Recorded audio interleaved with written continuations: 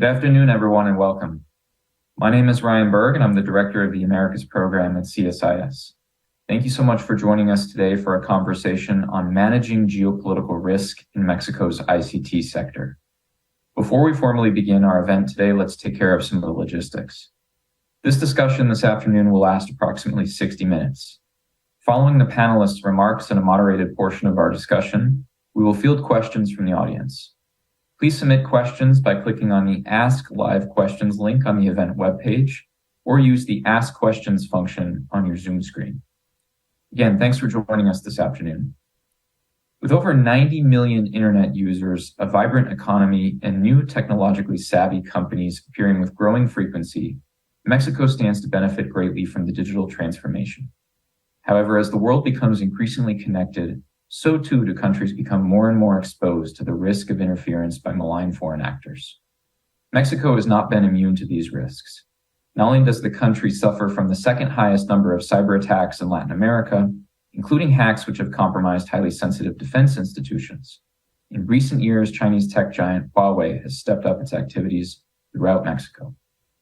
Today, Huawei operates 2 cloud data centers in Mexico, has been extensively involved in the 4.5G and 5G infrastructure rollout, and recently launched a partnership with the Mexican government to train startup businesses on Huawei technology.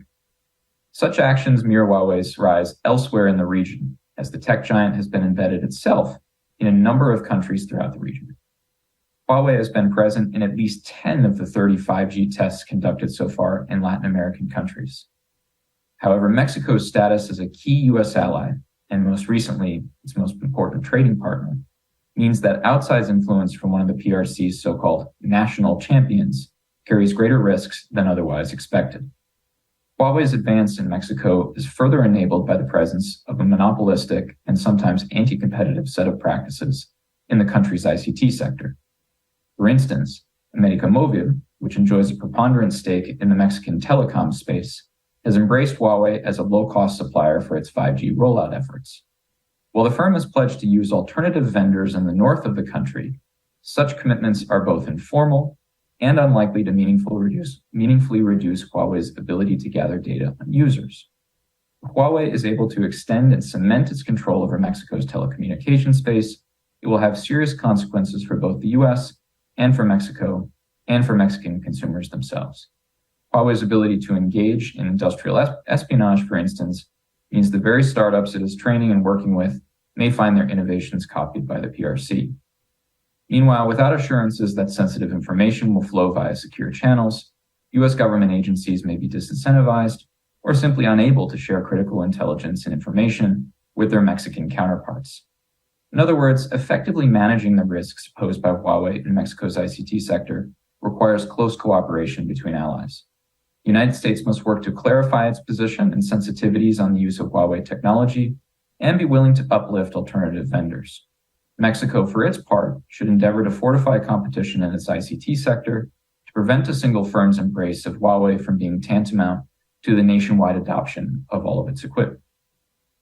To help us break down the nature of the risk presented by Huawei in Mexico and China's growing influence more broadly, I am pleased to introduce a truly excellent panel this afternoon. I've asked each one of our panelists to provide some framing remarks before we move into a moderated portion of this afternoon's discussion. Our first speaker is Luisa Paragues-Kobeck, professor and researcher at the School of Social Science and Government at the Tecnológico de Monterrey.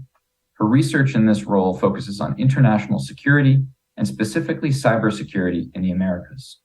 Previously, Dr. Paragues-Kobeck was a Fulbright Garcia Robles Senior Research Scholar in Washington, D.C., and a fellow at the Woodrow Wilson Center. Our second speaker is Jorge Tello Peón, Director of Madison Intelligence Mexico and former Director of the Center for Research and National Security, CISEN. In addition to those roles, he was National Security Advisor and Undersecretary of the Interior. A specialist in intelligence and national security issues, he has dedicated more than 20 years to the development and promotion of intelligence and information institutions and services in the public sector, private sector, and academia. And our final speaker is Juan O. Cruz, whom we have the pleasure of calling Senior Advisor with the CSIS Americas Program. Juan's professional career spans 3 decades as a public servant with the U.S. government.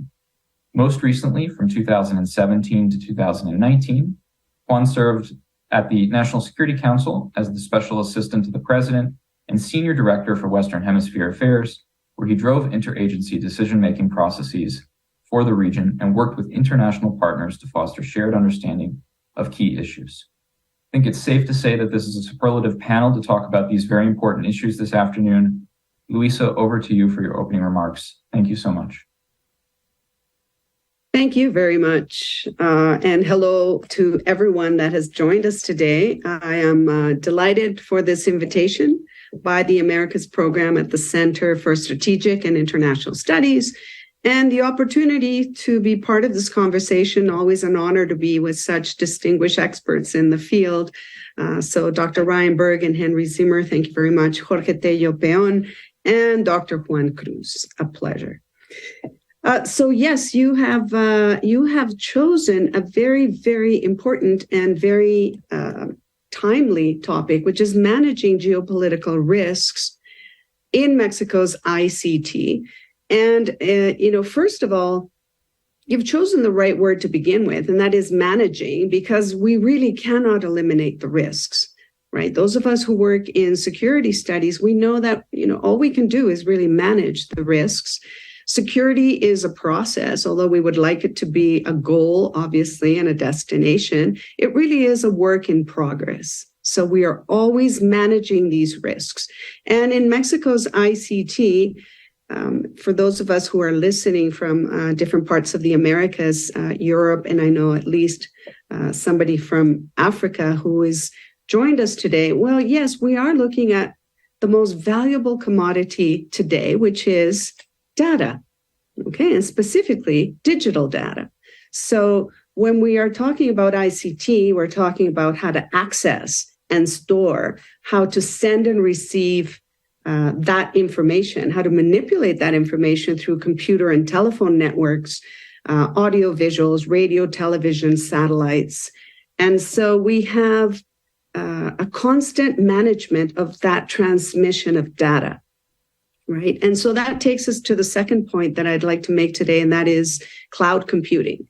Cloud computing as the data centers that provide this service, the delivery of computing services over the internet. And, for many years when this came out, we used to think that data was stored up in a cloud, right? That it was somewhere up in the sky. And we have this vision of cloud computing of the internet way up there. But really, we have to understand that it's on the ground. It's a data center, as it is called, right? And this is through servers, data storage, databases, software, networking, analytics, and intelligence is all done through these data centers on the ground. Mexico now has 2 Huawei data centers, which we'll get to shortly in the discussion, but I just want to mention that. Also, a third point I'd like to make is with regards to this terrifying leap of faith, as I would call it, a terrifying leap of faith that is the key challenge to entrust your sensitive data to a third-party provider, right? And that is, we know that the private sector cannot innovate in everything. That is to say, it doesn't have the capability, it doesn't have the resources, or it may not have the interest to do so. It's very expensive to have your own data center, right? So the cloud computing market is expected to reach $1.3 trillion in a couple of years by 2025. So this is a big and important part of this geopolitical analysis. Cloud data centers are key to the deployment of 5G networks. And this is something else I'd like to bring into the discussion. And that is when we are incorporating these technologies into critical infrastructure within the country, we are looking at how 5G, in other words, the 5th generation of mobile network technology, this is, how does it penetrate? How does it extend into the market? It's supported by high-speed broadband internet. So we know now that it has low latency, which means that there is very little delay, and a massive network capacities, which means that, for example, if we were to download a 2-hour video or a movie with 4G or 3G even, it would take you 7 to 10 minutes. And now it takes you less than 6 seconds. Okay, it's very, very fast. So it's bigger, it's faster, and we have this penetrating of the critical infrastructure, which is energy, transportation networks, artificially intelligence-enabled surveillance, for example, facial recognition, which is a big one now, intelligence gathering efforts. So we have all of this, which is something that we are definitely moving into, and that is the Internet of Things, anything that's intelligent telephones, intelligent cars, and so on. So all of this is becoming very, very important. Huawei provides low-cost infrastructure and ICT tools and has done so for Mexico for quite some time, since 2001. So this is not new. It's been around for 2 decades. But we can go deeper into that because it is important for us to understand what China's role in Latin America is, and specifically in Mexico. So just to get started, China is Mexico's second largest trading partner after the United States. And China has invested approximately $4.1 billion in Mexico since 2005, half of which, approximately $2.26 billion of that, has gone into the energy sector and now ICT. So Huawei, that has been operating in Mexico since 2001, has opened up 2 data centers, as I mentioned earlier. And these are core network architecture, which means that we have to focus not only in the 5G cellular market, but we have to focus on what is that core network that can become a true liability for security purposes in Canada, the United States, North America, and the world. Thank you. I'll stop there and leave it for the questions. Thank you, Ryan. Thank you very much, Luisa. Over to you, Jorge, for your opening remarks. Well, hi, everybody. And thank you very much for the invitation. It is indeed an honor to be here in the CSIS American Program.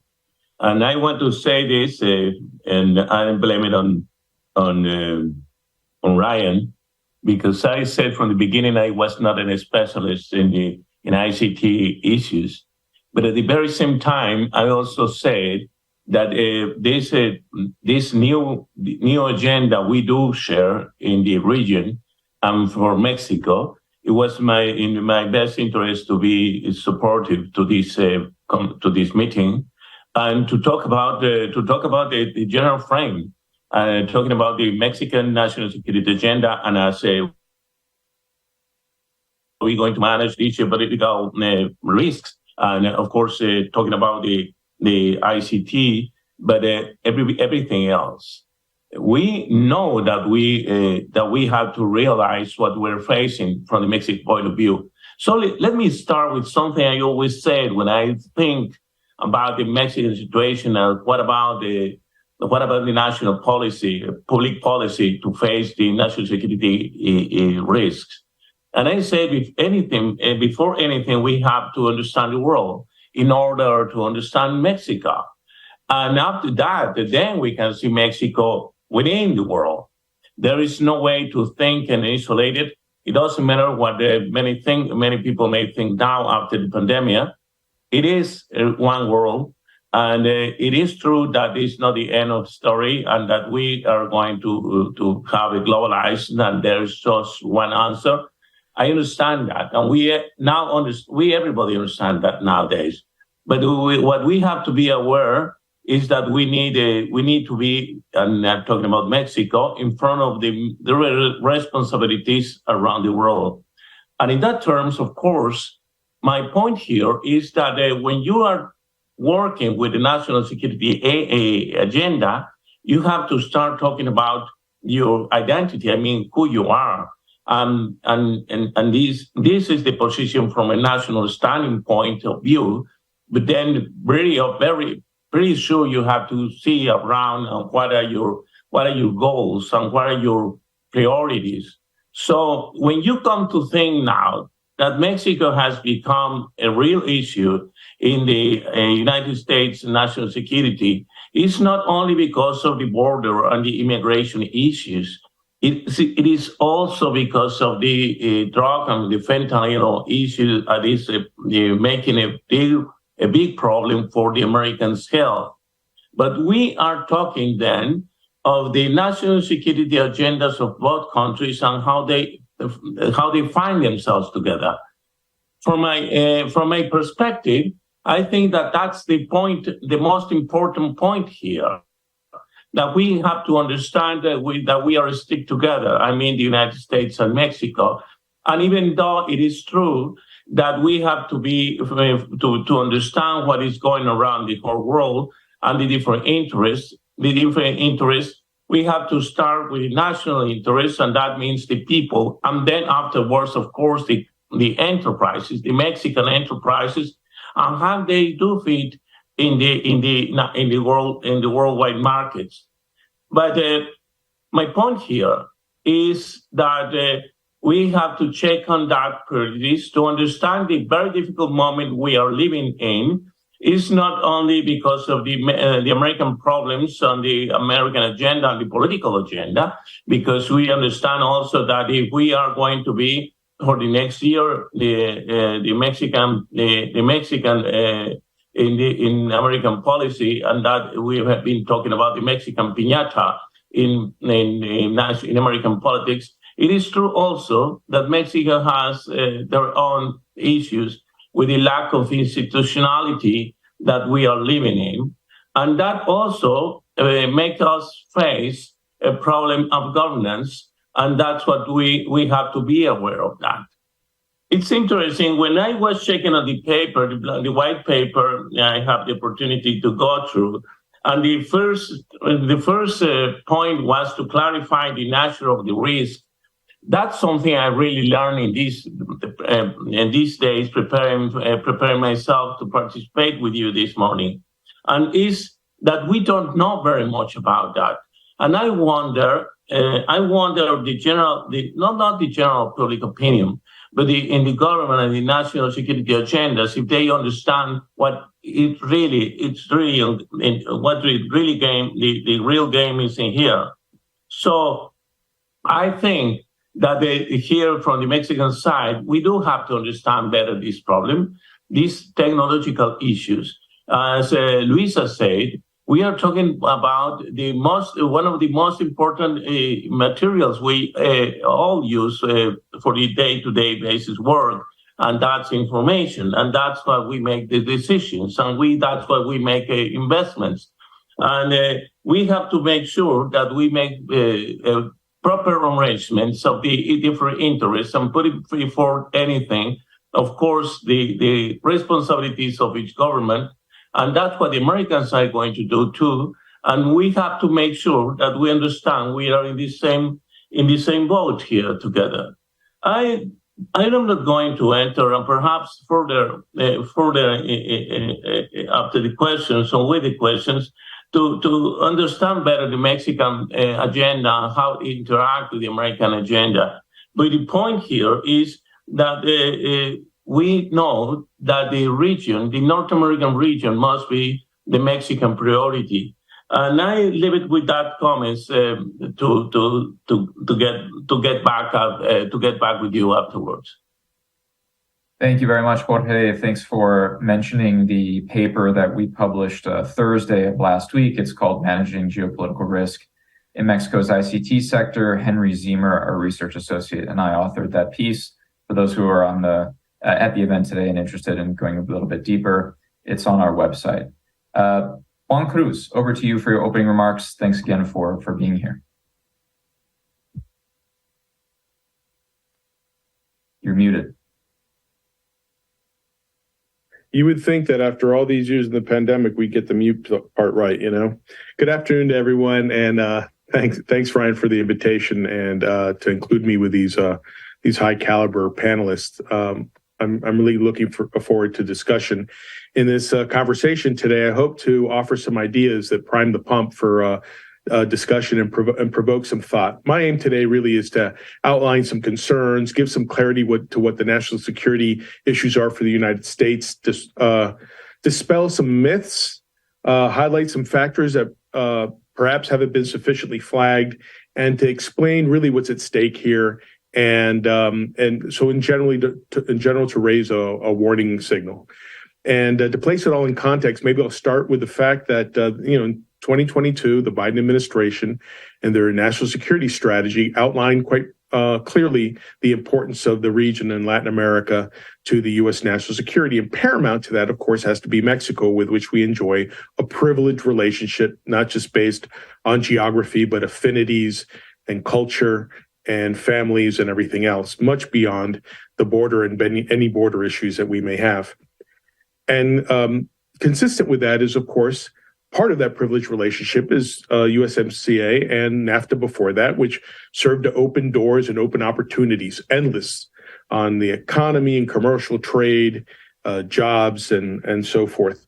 But it's that same strength that offers an opportunity for any malign actors to have an interest and insert a foot into what's really an atmosphere that opens up between all three countries all sorts of opportunities. So among the things I'd like to do today is kind of highlight that, and we'll go into it a little bit, maybe starting by naming a few issues of concern. And one is, and we've been getting at, but I just want to hit the target dead on, is vulnerabilities. And we're speaking about backdoors and abilities of countries to be able to use software and other means to get to our most precious information.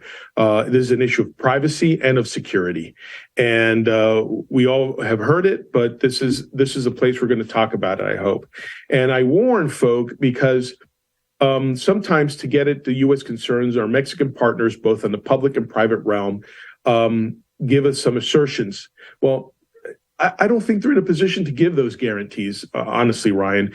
It's not that it's not well-intentioned. I think it absolutely is. And it comes from the right spot. But I'm not sure that they're in a position to determine exactly what Chinese communist technology is capable of doing and what it is that the Chinese want and can and cannot do in Mexico against U.S. and Mexico interests. And I love that Dr. Tello went to the fact that our interests are the same. We're not talking about different interests. It's the same interest for both countries, and I would say all three. And not to be a negativist, I want to be, focus on some policy recommendations. This is a great opportunity for Mexico to take an area where you have a lot of talent, but this may not be an area where you're ready to discuss on the right level, and bring together and create a new agency in Mexico with the assistance of the military. Sedena has great capabilities, and the private sector the same, and academia and other government agencies in Mexico, not just communications, and I would say lastly, the intelligence service, so that they can help create the kind of capabilities I think that Mexico would need to protect itself and to be in a better position on this score. I would say that what we can't afford is through Mexico creating Huawei dependency that ends up being the weakest link in the USMCA. The second, after vulnerability, I talk about ideology, and that's something on these panels that usually we try to avoid or dismiss. But I think it's important to note, and we can debate this amply in the question and answer period, is that we can't dismiss the fact that there is a competition and there is a locked gaze across the table between the U.S. and China. And we reside here in Washington, D.C. in a hyper-divided environment where, unfortunately and sadly, our two political parties can't agree on anything, and there are divisions even within those parties, and yet somehow everybody can come together about the threat that China represents to U.S. national security. And in even our Republican primary presidential candidates, it's one of those debates where everyone's outdo each other on how much of a threat China poses. So whether you're Mexico and you believe or share in the same view of the threat or not, it doesn't matter.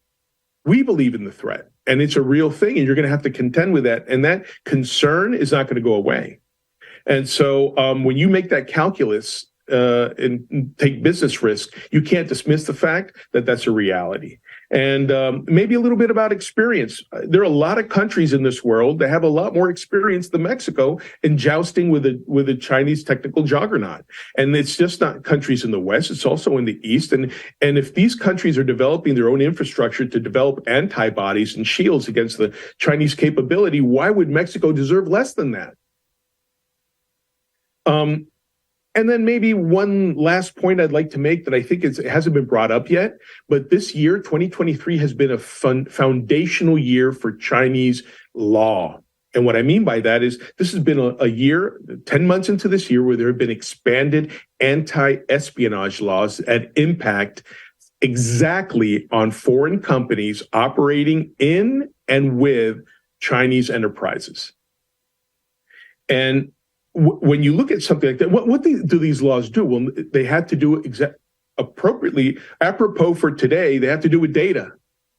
They have to do with the fact that one of these laws has redefined in the broadest terms what advice and data is that's protected by the state. And if you look at companies operating with and alongside Chinese companies, now all of a sudden they've been subjected to raids on their corporate headquarters in China. They've been subjected to arrest and denial of departure from the country and seizure of their material. Why? Because all of a sudden open accounting information on the weather and weather trends, all that has become protected information of the state.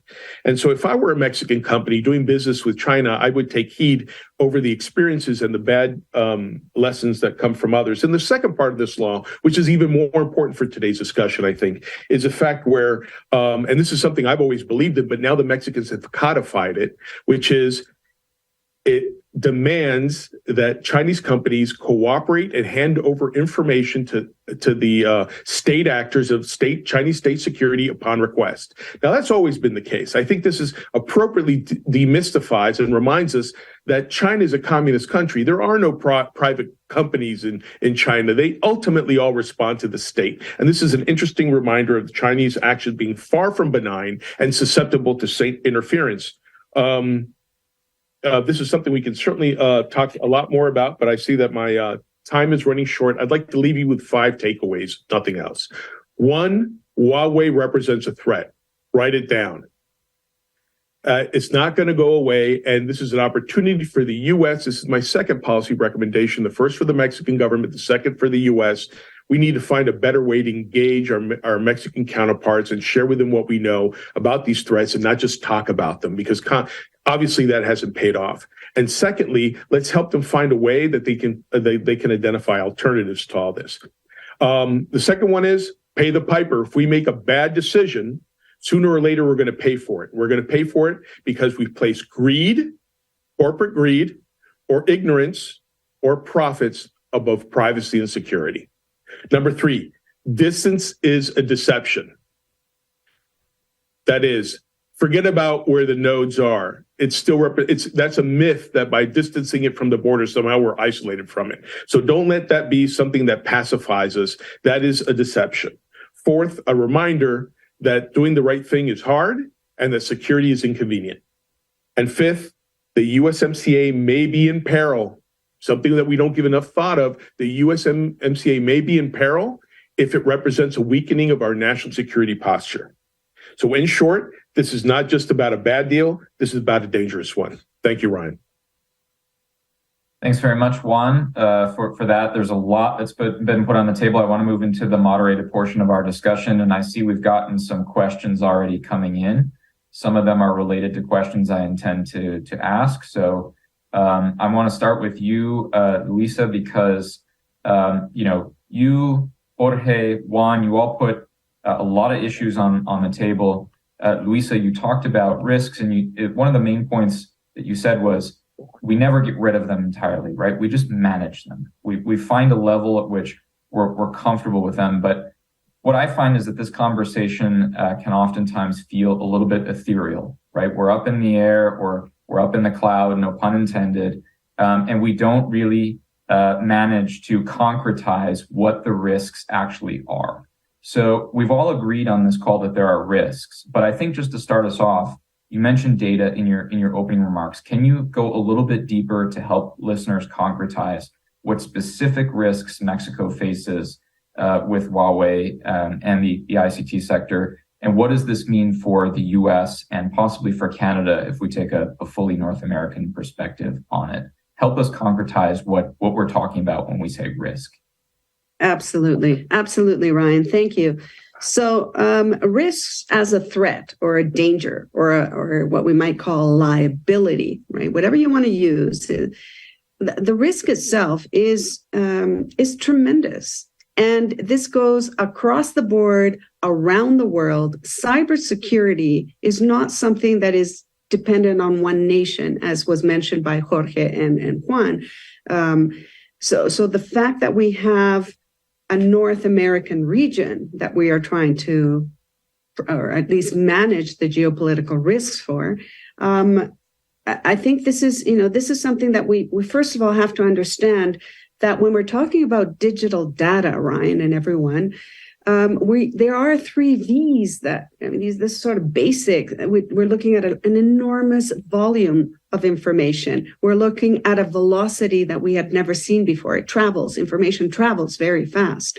And the variety as well. What is it we're looking at? We're looking at videos and pictures and all kinds of information that's going through the web. So with regards to the risks themselves, Ryan, it is extremely important that we do focus on, for example, the agreements and the pledges that have been deployed in Mexico, at least, and this is something that we need to extend into our partners as well. Mexico, with Canada, with the United States, perhaps through the USMCA. We remember that the USMCA, for the first time, now has a digital trade chapter. We didn't used to have that with NAFTA. This is a new area of opportunity. And as Juan mentions, yes, a dangerous one indeed, right? We're looking at the infrastructure that is a potential backdoor, right? That's the reference of a backdoor of espionage, intelligence gathering, information breaches, digital espionage by China and others. In other words, Huawei going into Mexico is not only a danger for the Mexican information itself, it can also be hacked, right? In other words, it can be hacked. Huawei can hack or can also be hacked, right? Whether it's a state hack, right? It could be China, right? Or it could be other stakeholders. So we have many different risks when we open up the discussion to what is it we are talking about when it comes to the risks. There are many risks. And something else that must be mentioned, maybe we can talk about it, is that these risks through the 5G technology allows us to now analyze different levels of risks at all levels, basically. So I'm going to leave it there, but with just one more thing. China has aggressively expanded its 5G infrastructure in Latin America. It's constructing 600,000 G-base stations and has done so in the last 3 months to reach a goal of 3 million by the end of this year. That's huge, right? This is a huge network of 5G technology. In contrast, the United States has constructed 100,000 of these stations between 2019 and now. So, it's cheaper, it's penetrating Latin America, and Huawei has certainly penetrated Mexico. Thank you. Thank you, Luisa. And I will get to later in our discussion some of the solution sets here, and in particular what the U.S. can do. Jorge, a question for you, looking at sort of cyber as an emerging issue more broadly. It was about last year this time, in fact, I remember being in Mexico, when one of the biggest stories on the ground was that, in fact, 6 terabytes of information had been stolen by a group called the Guacamayas from Sedena itself, from the group that is in charge of cybersecurity in Mexico, 6 terabytes of information. So this became a critical issue. It put cyber quite literally on the front pages in Mexico. And as I mentioned in my opening remarks, it's one of the most cyber attacked countries in all of Latin America. So what steps should Mexico take to bolster both the government and the civilian cybersecurity capabilities and institutions? Well, Ryan, I think we are waking up. We are waking up, and all of a sudden, it seems to be a nightmare because we were not aware that this was part of reality. And the point here is that we have to accept that we are running late, and we are being waking up in a bad manner. We are reacting. We are reacting to real problems that are appearing, not only this scandal in the Ministry of Defense, but it happens to Pemex. And we know that there have been other private companies that have been under attack. And to understand that, it is not that easy when you have such a big problems in reality, and you see it in the street, and it's the security, not public security problems, it's the problems on the borders, and that is for real, and you can see them and you can feel them, and then all of a sudden you come to this reality that is kind of far away, and then the people who understand that they have their own interests and have their own business, and then most of the time, I think we are facing the short-term solutions and the short-term interests, and then we lose focus of the long-term interest for the country.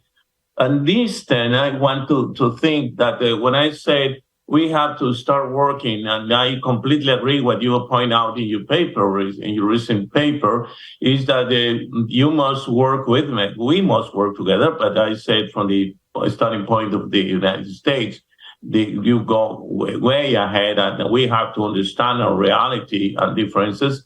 And is that we have to work in understanding that Mexico's officials, the Mexican government has to understand these new threats, that that's real. And I don't want to place myself in one particular position about the Chinese or the Chinese company or what the American model is deciding. But I do believe in something that we have to believe, we have to defend, we have to protect the Mexican global interest. And that is one of the things that called my attention better about your paper. And you were talking about national security, but you're also warning us that it's not only national security, and Luis already mentioned this, and is that we are talking about personal security as well.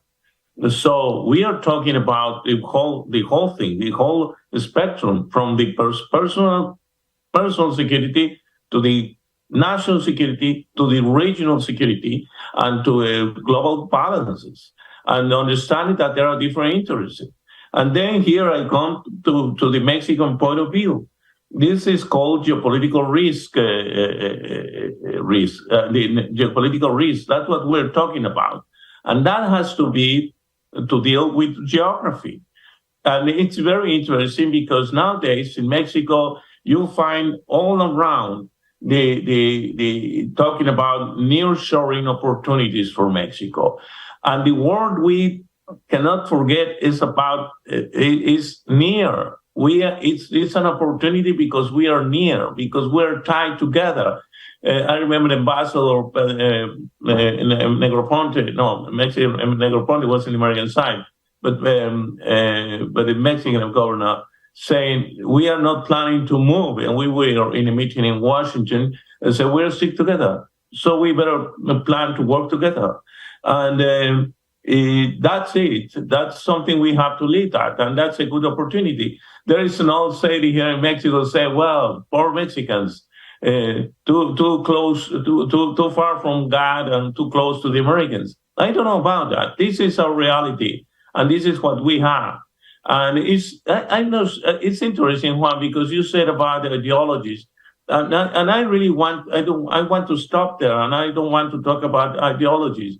I do believe in democracy. I believe in freedom, in independence, in sovereignty. I believe in those values that lead the Mexican agenda, and I think all that fits with to deal with our reality. We need to know who we are, but we need to make sure to understand what we want and what we need. And the most important, which are our abilities and our resources. And I think America and the United States means for Mexico opportunities. And if the region, if the security regions, if the security of the United States is starting Rio Grande, or I rather to think that it's much better to think in the Rio Suchiate, and that doesn't mean I'm considering any part of the sovereignty of this country. I'm thinking about Mexico's interests in the first place. That's my duty. I mean, but the point is who we are, where we are, and that's a political point of view. Thank you very much. Thank you, Jorge. Speaking of working together, Juan, this question is to you. And in particular, I want to ask you about something that came to light more or less several weeks before we published our paper last week, and that is that Huawei and Amexiad, which is Mexico's development agency, call it USAID of Mexico, if you will, have recently launched a collaborative effort to assist startups across Latin America in developing the digital portion of their business. To what extent does this development imply or pretend a closer relationship between the Mexican government and Huawei? What kind of risks are involved in this? Thank you, Ryan. This there's a lot about this proposal, about this partnership that's so positive. When normally we'd be on the side of trying to promote, right? Financing startups. What a great idea. Providing scholarships for the needy and these, I think that's spot on. And a lot of other things that this partnership would do. Unfortunately, it only looks at the benign and rather Pollyannish aspects of it and doesn't look at the risks involved. This is all, it was said earlier by one of the other panelists, it's a mitigation of risk. And any partnership implies a lasting bond. And so I think from the Chinese perspective, it's brilliant. It's absolutely brilliant. You get to borrow and piggyback on the Mexican brand, on the Mexican reputation in the region, which is very high, and can get them and to many places they couldn't get on their own. You had the financing from the Chinese and the capability to do that. So it's a really perfect partnership from that angle. But it doesn't look at some things like I've already raised the fact that these new Chinese laws place Chinese companies at the service of Chinese security. So I look at this from a perspective that this is like a tentacle that reaches out really long, especially some of the early successes by this partnership are in a lot of our interesting countries in the region that include Colombia and Peru and a few others. And so, to me, it's a way like, yes, it has a lot of good that it provides, but there's a lot of there that you have to keep an eye on. And I also call it brilliant because the Chinese have been, as an earlier panelist said, have been at this business and in the region and very successful for a long time. But you know what? One thing that hasn't really kept up, there's still some marked cultural differences on our part and on theirs. It makes it difficult to build those bridges sometimes.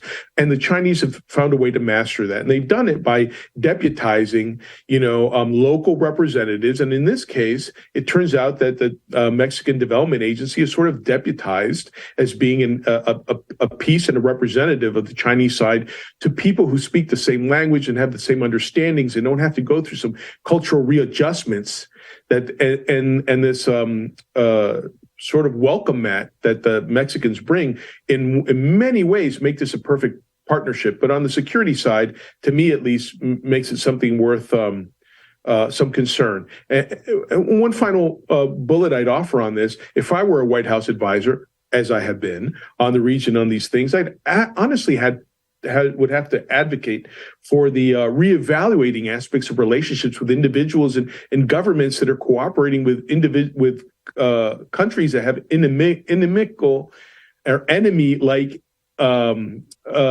interests in us. So if you look at these inimical interests by the Chinese with the U.S., this has got to bother you just a little bit. And why do I just go and say it? One of these ugly things we try to avoid saying is it's worth re-examining some of the benefits that come out of a privileged relationship, right? If your privileged relationship can't even protect some of your vital treasures, then you have to look at everything from individual to other kind of sanctions. And I use sanctions with a little s. So that means if I have to, there are a lot of benefits to our relationship. And it means if they asked me, I would re-examine the visa status of some individuals that might be a little bit too enthusiastic about ushering in the Chinese into what, for us is something worth concern.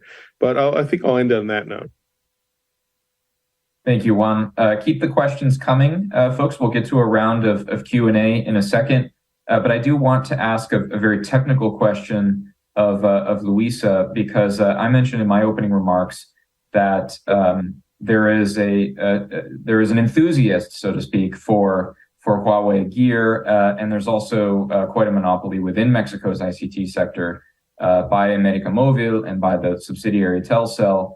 One of the proposals that folks have been talking about is so-called ORAN, Open Radio Access Networks, ORAN.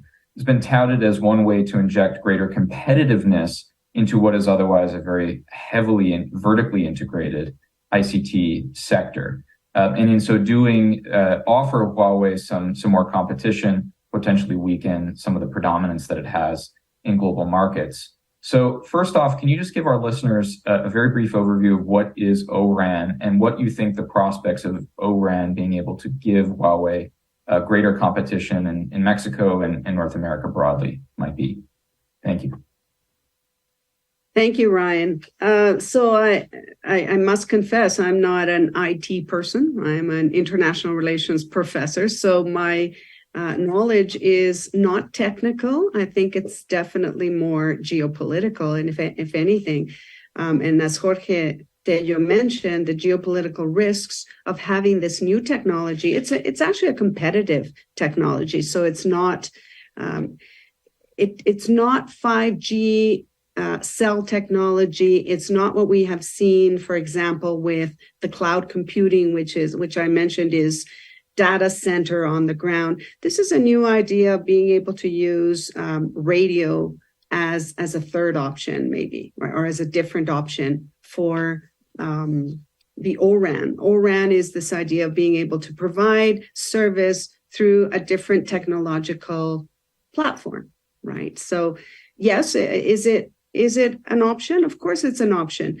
But Ryan, I believe also that we have a serious competitor here, and Huawei, as you know, is in all of Latin America. And just one statistics here is that Huawei in Latin America has a business worth of $4.5 billion, and that grew 9% in 2002 alone.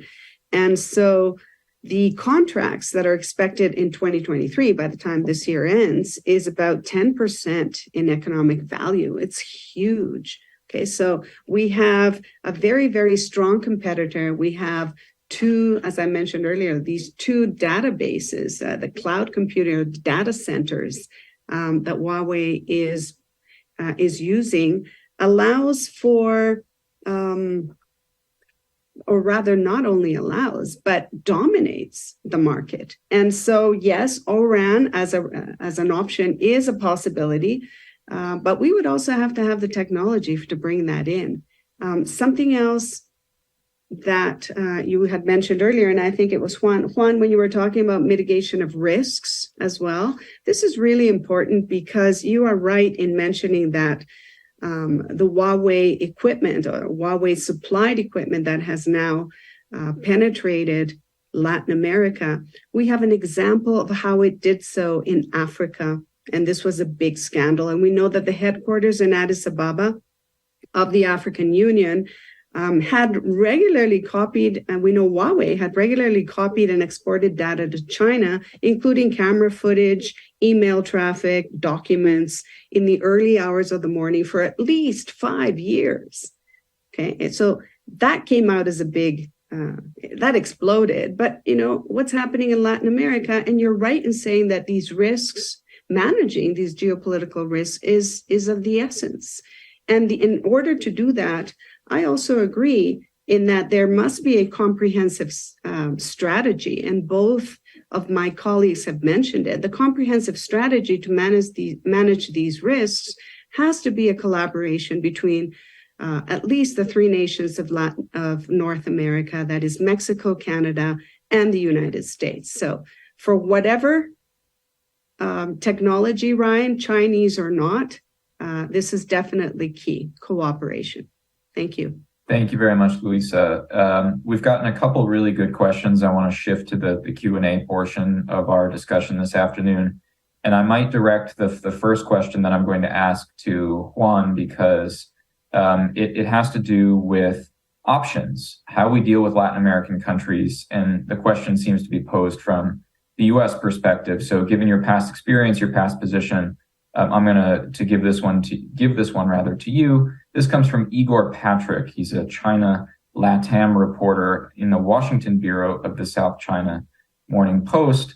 He says that Huawei has been in the telecommunications infrastructure in Latin America for decades.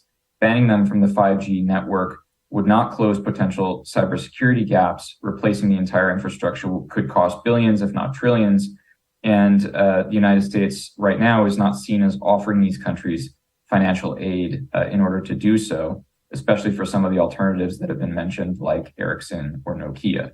So the question is, how can Washington convince partners in Latin America of the potential risks of working with Huawei, and how can it position itself to be a good partner on making those partnerships happen? I think this one is pretty squarely in your wheelhouse. Thank you, Ryan. I get it. The U.S. is not free from guilt on this score. For too long, the option has been, either we go with the Chinese option, especially on 5G, which is dirt cheap bargain basement and other cheap, seductive, irresistible technology that's, they're offering for free, and versus us complaining about it. And us offering nothing but saying no and nothing in return. I think those days are largely behind us. It's taken us a long time. And I think this is a really good time to say it's not China and the U.S., it's China and everybody else who's interested. So, yes, you mentioned, we have Alcatel in France and, Siemens in Germany and Nokia and Ericsson and, a score of Taiwanese and Japanese and South Korean options. First of all, is to make sure those options are readily available and that potential customers are aware. And I think that's one area the U.S. can do a better job of. If we're not even if we are involved in the mix, it doesn't matter. The idea is that there are other options out there, but the problem is we are competing with a company that doesn't play by the same rules. It seems that no matter what, no one can deliver anything as cheap and convenient as Huawei when it comes to a lot of these options. Golly gee, scratch your head and ask yourself why. When the Huawei's hit these great big deals and they start handing out all the free tablets and free new phones to government officials, you got to ask yourself, wow, why do they do that? Are they that generous? How can you avoid a sweet deal like that? And you have to start asking yourself that, maybe it costs just a little bit more to protect yourself, protect your data, your privacy, and your security. So it's, if we're going to go straight to the mat, toe to toe, nose to nose with Huawei, we still might lose because it's not even a fair playing field. But we're going to lose at the end because we're going to pay with our soul.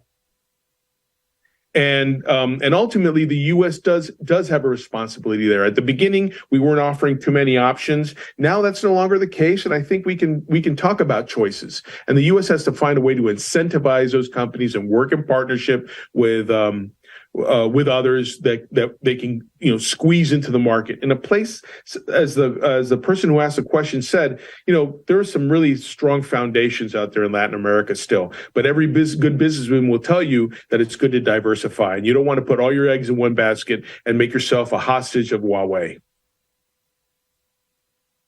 Thank you very much, Juan. Jorge, I have a question that's pretty nicely geared to you. It's as you all pointed out, China is Mexico's second largest trading partner behind the United States. Outside of the ICT sector alone, how can Mexico manage geopolitical risk more broadly in an era of increasing geopolitical competition? So this is taking a wider lens on the question, looking at China-U.S. competition within the Mexico context. How does Mexico manage its risks in geopolitical competition more broadly between the U.S. and China? And I'd like to answer to get to that, connecting with what Juan was saying, because I can agree with Juan in terms of saying what if it's not going to be more expensive? What you may think at the first sight as a good solution. It's very attractive because it's cheap. Well, you don't think it's quite so cheap. But then I was thinking, Juan, and that's something the United States have to take into account. And that's the position from the perspective of Latin American countries. And that's reality. And then I can come to the question, right, play. And that's, I look at pretty much to short terms because I don't have many alternatives. So I need to buy this, and my budget is not enough for the alternative B. But then it comes this one, it's alternative A. They are telling me that they have other risks. But in the first place, I can solve my problems right now, right here. So I remember hearing the governor from Coahuila saying about the monitoring system in Torreon. And they say, well, we went to China and you cannot believe the prices we got. So what are the alternatives? And what are the alternatives? And it's interesting because in other fields, in other issues, I keep hearing say, how come Mexicans and the people of Mexico cannot see for the future what is going to happen in a decade? Come on. Most of the people in this country just think about next week. They don't know what they're going to do next month. And that's when you come to personal issues, and that's reality of poverty. So we have to be aware of that. I mean, I don't want to talk about you or me and the Mexican point of view or the American point of view. I think we must have the same point of view because we are in the same region, and that's in our best interest, we Mexicans. But at the same time, I think that in the solutions, you have to be aware of the reality of that short terms. So that's why you look at the Americans say, oh, come on, this is a free world and this is a free marketplace. So that's offer and demand. So the offer is closer to me. That's why I go to China. And the numbers, of course, I understand that, and I understand the geopolitical. But you cannot talk about geopolitical interests and geopolitical risks to the ordinary people in every town. In every town in Mexico, don't mention the north part of the country, but that are more aware of the interests and the importance of the Americans, but in the deep south in Mexico. So that's something we have to understand, and that's something it can be included, I think, from the American public policy. It is true. I was writing down here some ideas from for this intervention of mine, and say, well, perhaps I'm going to be very cynical, and I think from the Mexican point of view, we have to be very practical and pragmatic, and we are close, and we understand the position of the United States face to face to Mexico. But I'd rather to point out the way Luisa did.